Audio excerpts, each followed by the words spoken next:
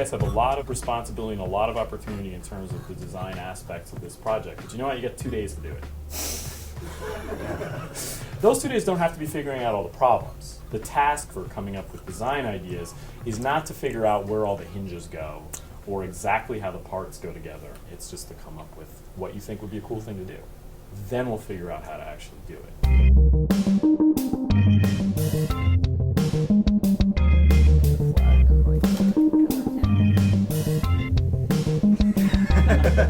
We're going to be generating 3D form of some sort that's going to be suspended from the ceiling in the library lobby and is going to be made to move in some way. The most ideal outcome would be that it somehow transforms people's behavior. So how does it intervene and actually affect people's everyday lives? If we created something that was just in general sort of curious and invited curiosity on part of the viewer, then maybe that would be creepy, but it would also be something that people felt like it was alive. Oh, maybe it's watching me and maybe it isn't. And maybe I'm cool with it watching me and maybe I'm not.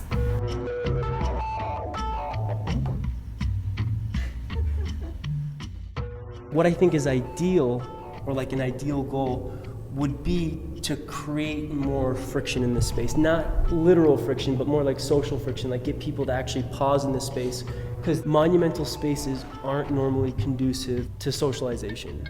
Sure, somebody might think it's beautiful, but nobody's gonna stay in that space, because that space makes them feel like this, it shrinks you. Compression makes you grow, it makes you feel more powerful in a space. And I'm not saying that we should literally bring something down right here. I'm just saying that's like the stuff we have to start thinking about.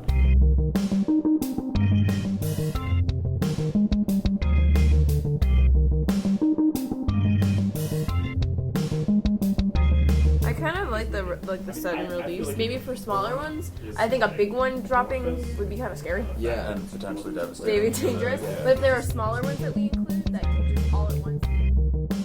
The information needs to go into this black box and then come out with this output, and it needs to be logic but mystery to it.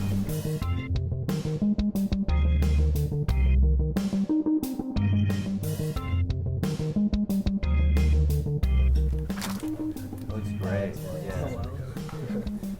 At this point, we've finished the large prototype that everyone in the class is happy with. And we've got a lot of work to do this weekend. We're hoping to have a final draft of all the drawings, and we have to come up with a thorough behavioral model.